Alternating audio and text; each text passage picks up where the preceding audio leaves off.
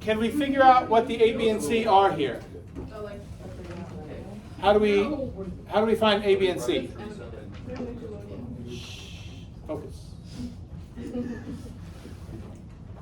It says 2x cubed minus 3x plus 1 can be written in that form. So it's similar to what we sometimes do with partial fractions, even though you're not actually doing partial fractions here, right?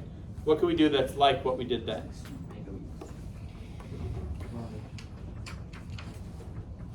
Do you see something to do here? Two of the three, A, B, and C, you could find right now. Like, yeah, I would expand, right? You even can kind of do this in your head. Like, you see, if you multiply ax by this, you're going to get an x cubed term, and that's the only x cubed term there is. And over here, the x cubed term is 2. So that says that a has to be 2. Right? What's going on here?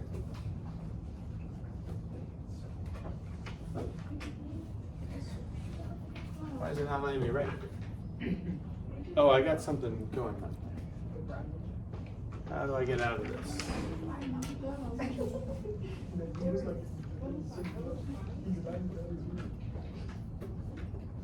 you remember how I get off this? There's like a screen on top of this. Huh? Because I can't write on here.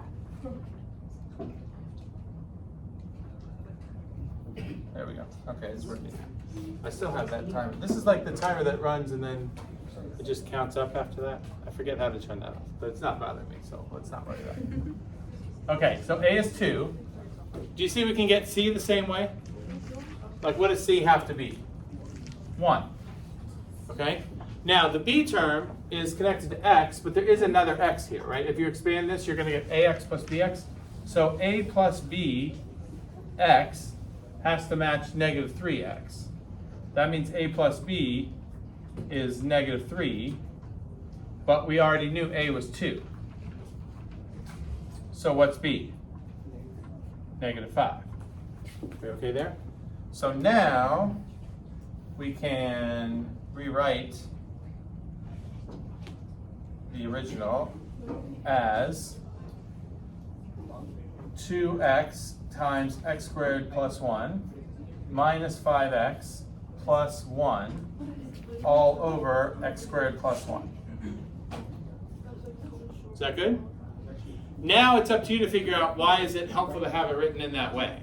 Like, what is IB trying to lead you to by telling you to write it in that way? Bella?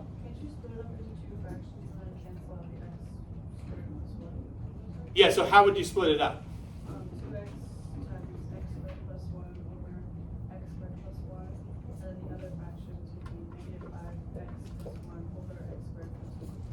Yeah, and okay, let's do that. So you said this one is negative 5x plus 1 over x squared plus 1? Yeah. Okay.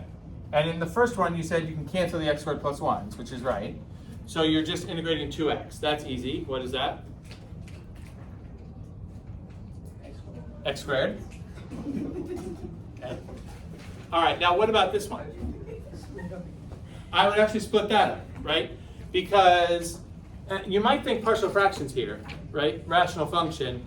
Denominator doesn't factor any farther though. So like this is already as broken down as it can get as far as the denominator goes. But it's not like, another thought might be u substitution here, but if you let u be x squared plus 1, du is 2x dx, and you have negative 5x plus 1, that's a totally different function, right? But if you split this into two functions, if you have trouble integrating a fraction, a really common strategy that often helps is break up if the fraction has multiple parts in the numerator, break up the numerator pieces, just like we did originally here. Do that again. So integral of negative 5x over x squared plus 1 plus integral of 1 over x squared plus 1. And the reason you would do that is the technique you're going to use to anti-differentiate this is different than the technique you're going to use to anti-differentiate this. So if you combine them, there's not one rule that's going to work for that whole thing, because a different rule works for the part with the x on top than the part with the constant on top. Do you see what you can do with the part with the x on top? The middle piece? Regular u substitution would work. But do you see that that's not going to work in this part? Yes, Right? But there is something that will work there. Thank you. How do we handle that if we can't do u substitution there? What is the antiderivative of 1 over x squared plus 1? That's inverse tan, right? That's the inverse tan derivative. So you don't need any special technique there. You just have to recognize that that is already the derivative of something we know. This one we have to do a u substitution. U is x squared plus 1. Du is 2x dx. We don't have the 2, so bring this over. Okay? So now we've got x squared from the first part of the answer. If I bring all the constants I can out of this, when I write this in u form, what constant goes in front of that second integral? Negative 5 halves. The negative 5 comes out and the 1/2 from here. So it's minus 5 halves integral of what in terms of u? 1 over u. Wait, what?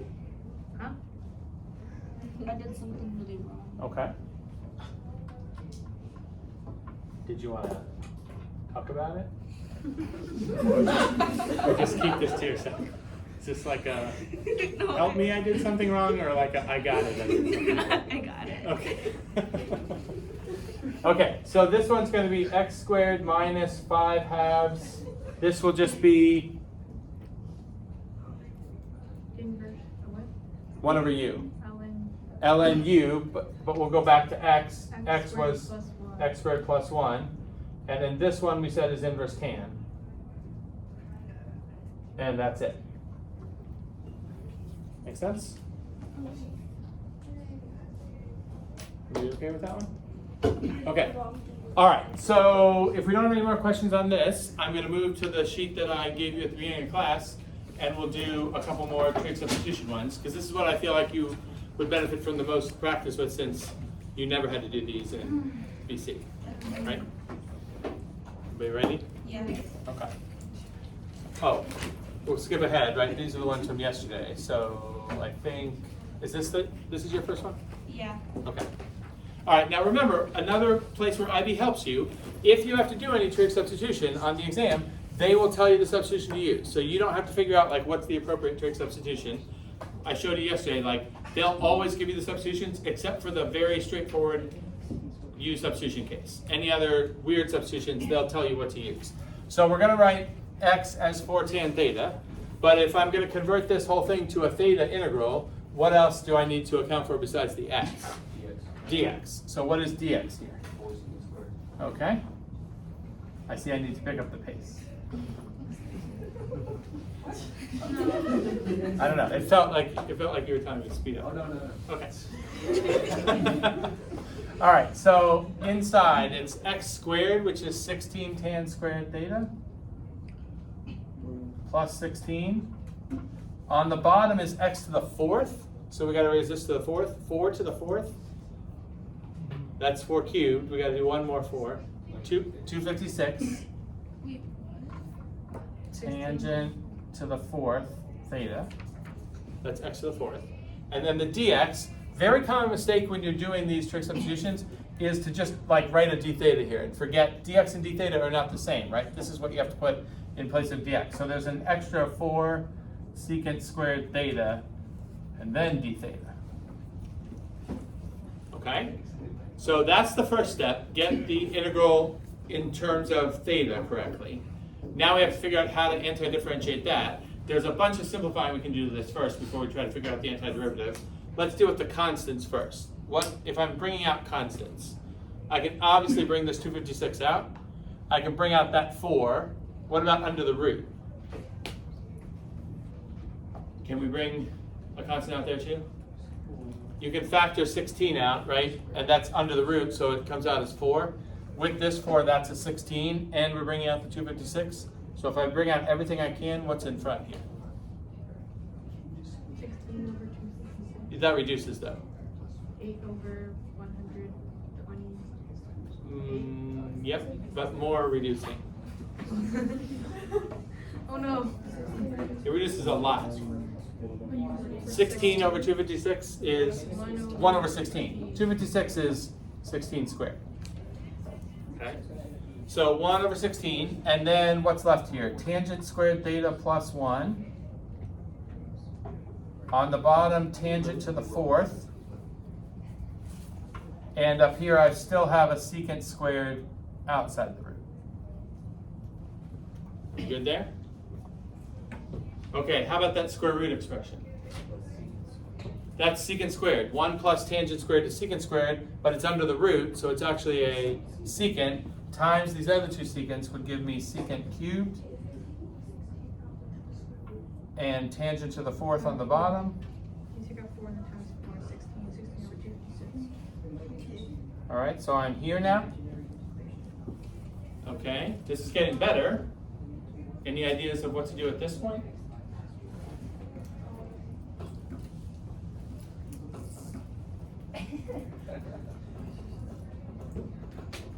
Wait, is that in the formula sheet? It's not in the formula packet. That's a good thought, though. Yeah. We just have to know that? No, you don't have to know it. We can figure it out. Think. What would you do here if you're trying to figure out antiderivative of a complicated-looking trig thing and it's not in your packet? 1 over cosine plus secant and Yeah, I would, even though secant and tangent doesn't seem like that bad of a combination because tangent's derivative is secant squared, like they do have something to do with each other, but it doesn't quite work nicely, right? Because like if this was secant squared, then I would maybe do u substitution here, right? Because you could let u be tangent and du would be secant squared, but you would have an extra secant to account for here. So if you don't see something to do with trig, and it's not already in terms of sine and cosine, that's where I would go. Everything can be written in terms of sine and cosine. So this would be, secant is 1 over cosine, so 1 over cosine cubed. And then tangent is sine over cosine, so that's sine to the fourth over cosine to the fourth, but it's on the bottom. So I flip it over, and I would get cosine to the fourth on top, sine to the fourth on the bottom. Anand, were you going to say something? No. Oh, okay. All right, so if I do that, all 3 of these cosine terms cancel with 3 of these, and I'd be left with just a single cosine on the top. Yeah. So now I've got 1/16 integral of cosine over sine to the fourth. Okay, any ideas with that? 1 sine squared theta. Sine squared, like sine to the fourth, sine squared squared? Yeah.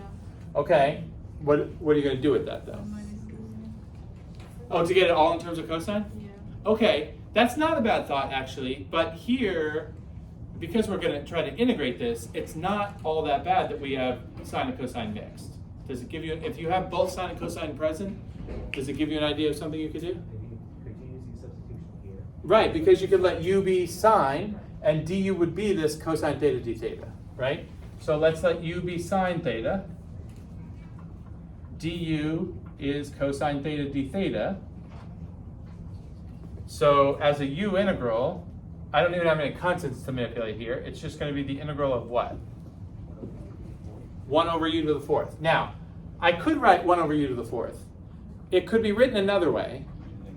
And I'm in favor of this way because if I write 1 over u to the fourth, there's going to be some poor unfortunate soul who writes the antiderivative of 1 over u to the fourth as, right, they fell into the 1 over trap of every time I see 1 over, the answer is ln of something, right? If you see it this way, you're less likely to think that, right? This is actually screaming out to you as what rule? It's very quietly screaming, that's why you don't hear it. Yeah, the power rule, right? We just do, the power goes up by 1, so this should be 1/16 of u to the -3, and we have to divide by the new power, right? So this becomes -1 over 48. Actually, I guess I could write it like this, -1 over 48 u cubed, right? Bring the u to the -3 down. Okay? All right, we're almost done. Well, that's part of it. We have to put sine back for u, but that isn't the original variable either, right? We have to go back to all the way to x. We did 2 substitutions here, right? So u gets expressed in terms of theta, then theta gets expressed in terms of x. So the u back to theta part should be easy. It's -1 over 48 sine cubed. Does that make sense? But now we have to get the sine theta back in terms of x. Here's the relationship between x and theta. X is 4 tan theta. So that says x over 4 is tangent theta. So if we just had theta itself, which we don't in this one, theta would be inverse tan x over 4. But you should not have your final answer as a trig function of an inverse trig function of something. If you have inverse trig and trig composed together, there's almost always a way to write that better without the trig at all, and that's the triangle. Remember this from yesterday? So this x over 4 equals tangent theta suggests the relationship between theta and x, where theta is one of the angles in the triangle, and x and 4 are two of the sides. Because it's tangent theta equals x over 4, where did the x and the 4 go? Which one's which? X is opposite, 4 is adjacent, and then we can use Pythagorean theorem to get the missing side, which in this case is the hypotenuse. That would be root x squared plus 16. Almost always that is going to reappear from the original problem. All right, and now we need to put sine theta. We can use this. Actually, what might be easier, sine cubed is on the bottom, so that's the same as what on the top? Cosecant cubed. So this is -1 over 48 cosecant cubed. It doesn't really matter what trig function. We have all of them right here, right? So I could write this as -1 over 48, and then what would the cosecant ratio be here?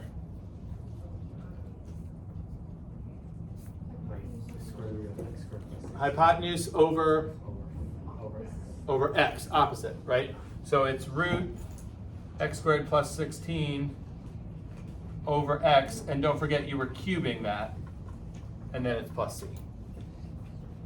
Did I lose a negative? I did. Okay, makes sense?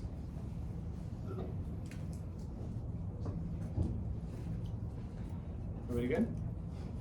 Okay, I want to do one more with you, the other one on the front, and then I'll leave you the one on the back.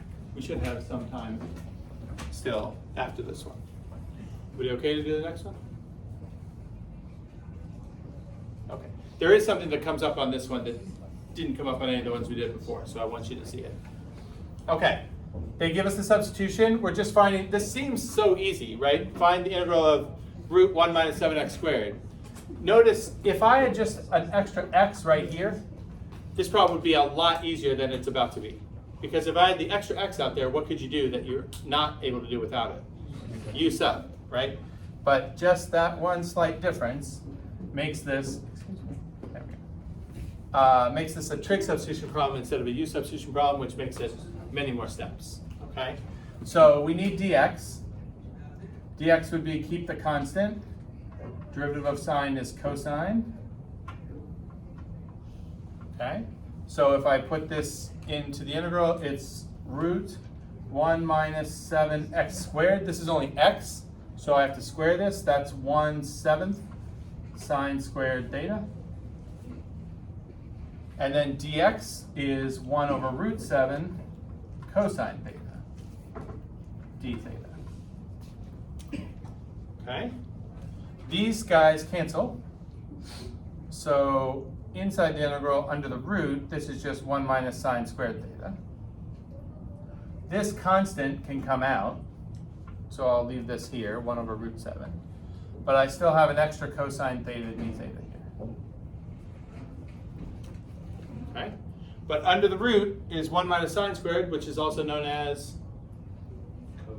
cosine squared, and it's happening under the root, so that's actually cosine times another cosine. Means we're actually going to integrate cosine squared. That came up yesterday. Do you remember how we handled this?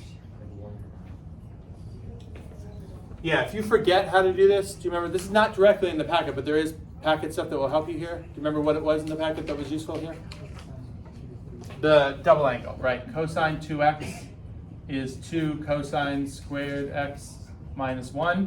So if I rearrange that, cosine squared is 1 plus cosine 2x over 2. So I'm going to replace that here, 1 over root 7. And I'm going to break up the fraction at the same time. 1/2 plus 1/2 cosine 2 theta. Okay, both of those we can anti-differentiate. 1 over root 7. Antiderivative of 1/2. 1/2 theta here, right? Okay, and then if I didn't have this 1/2 here, what would cosine 2 theta's antiderivative be? 1/2 sine 2 theta, but with this extra 1/2, it's 1/4. Okay, and that's it. So we anti-differentiate it in terms of theta, but now we got to figure out how to get it back in terms of x. So this would say x root 7 is sine theta, right? Therefore, theta, which we do have by itself here, so we're going to need this, theta is inverse sine of x squared 7. So that's what we need right here. So we can do that part right now. 1 over root 7, 1/2 inverse sine x root 7. I'm writing x root 7 instead of root 7x to make clear that the x is not under the root, right? It's easier to show that if you have the x first. Okay, then this part. Now we said for trig functions, you're typically going to use the triangle. And that's what I'm going to do again here, but there's a twist on this one. I love twists. Okay, so we have theta. We have that sine theta is x root 7. Now usually you see a fraction here. If you don't see a fraction, we can always just do this, right? So what can I label two sides of the triangle and which two sides?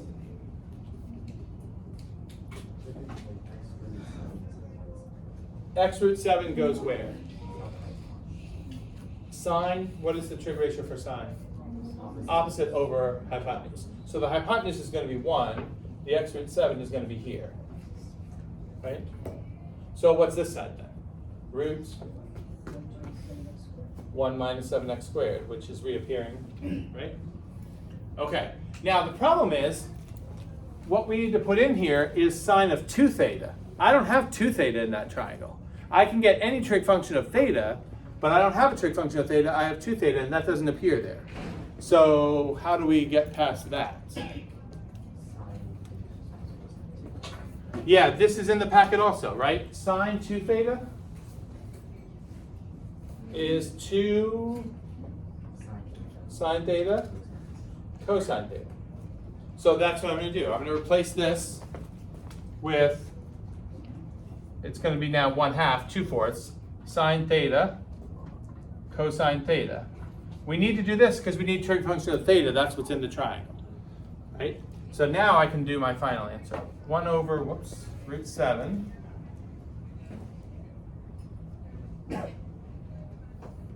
One half inverse sine x root 7 plus 1/2. What do I put in for sine theta? I already had that. I didn't even need the triangle. What goes there? X root 7. And then for cosine, now you do need the triangle. Root 1 minus 7x squared, and it's over 1, so I don't have to worry about that. Wish I could predict when it does that. And then not do the thing. Okay, and then there is a plus c tacked onto the end of all that. Oh, there really should technically be a close parentheses right there. Right, because it's 1 over root 7 times all that. Okay, makes sense? So there's one more in the back for you guys to do. Okay, got like 5 more minutes. You might be able to do that one now. If you